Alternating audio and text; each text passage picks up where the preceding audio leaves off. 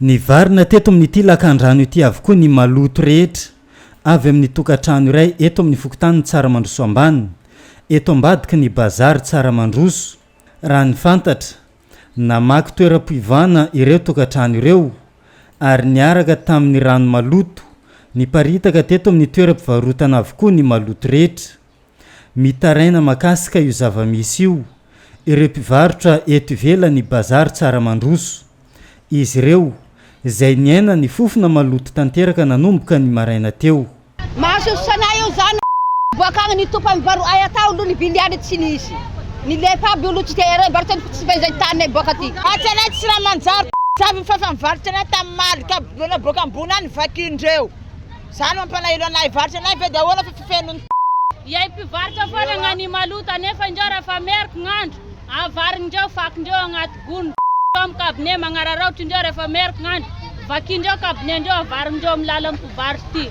Anefa mpivarotra ny maloto anefa indreo eto tsara mandroso maloto.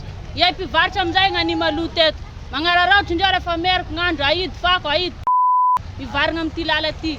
Zany mampalahelo anay mpivarotra. Yay foana gnany maloto nefa indreo tsara mandroso magnararaotry magnarafako agnaty kanaly rehefa merky gn'andro. Zay mipetraka eto akaiky eto mba mifalila lakoro zay.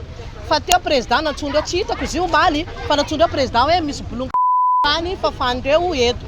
Tsy hita omaly alina mbola mipody mivakindreo nefa fantenen'ny président reo hoe ajanononareo zako mbola mivakindreo foana koa alina le izy.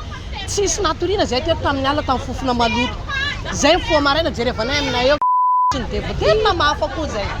Mampalahelo anay zaka ohatran'izany.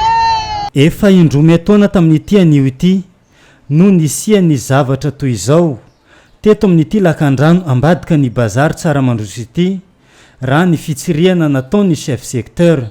Efa nisy ny fifampiresahana fa tazana ataony verina ihany ny fandefasana maloto ao anatin'ny lakan-drano.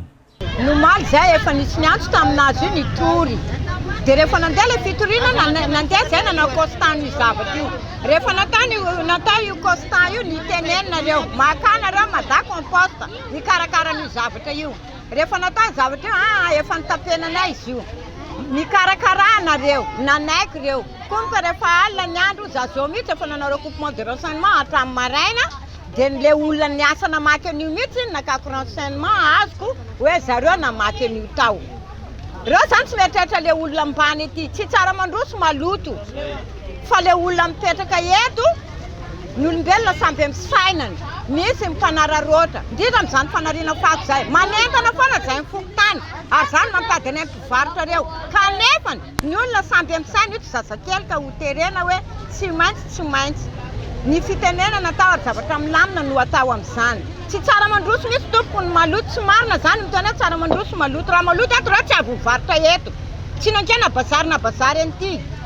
Tsy tsara mandroso maloto mba mikarakara zay eto fa olo maro samby amin'ny tany eviany samby amin'ny fadiovany ao mahery loha ao ny mora tenenina.